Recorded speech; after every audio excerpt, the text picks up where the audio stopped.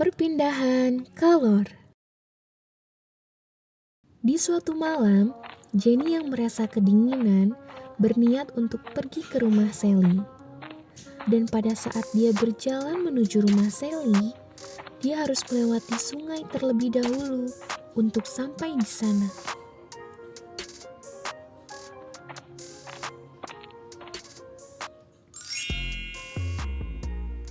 Dari kejauhan, dia melihat ada Sally sedang menyalakan api unggun dan Jenny pun menghampirinya. Hai Sally, hai juga Jenny. Ada apa Jen malam-malam Jenny kesini?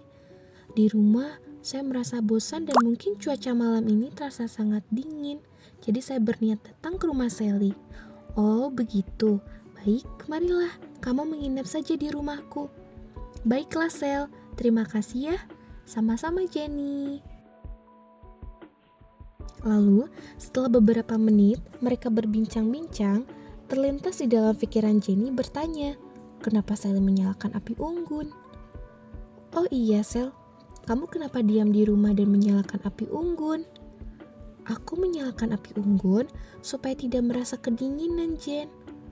Bagaimana caranya supaya tidak merasa kedinginan? Caranya sederhana, dengan mendekatkan tangan kita pada api yang menyala dan itu akan membuat kita terasa hangat. Mengapa bisa? Iya, bisa Jen.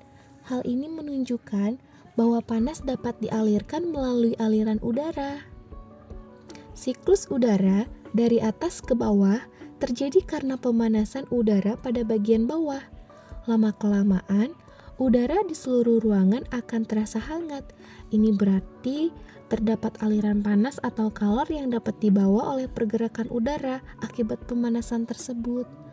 Oh, begitu ya Sel. Iya, begitu Jen. Begitu pula dengan air dan gas.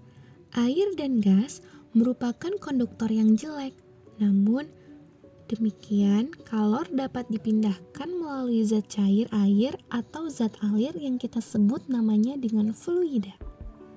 Aliran kalor seperti ini disebut sebagai konveksi panas. Kalau pada proses konduksi, molekul-molekul zat tidak bisa berpindah.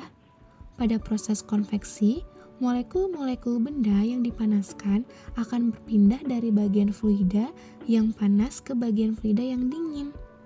Ketika dipanaskan, bagian yang dipanaskan ini akan bergerak menjauhi sumber panas. Karena gerakan seperti ini tidak mungkin dalam zat padat, peristiwa konveksi hanya terjadi pada zat cair dan gas, tidak pada zat padat. Kemudian, Sally jelasin lagi ya. Kecepatan aliran kalor ditentukan oleh banyak hal berikut. 1. Bentuk permukaan benda yang panasnya diserap oleh air misalnya datar atau lengkung. 2.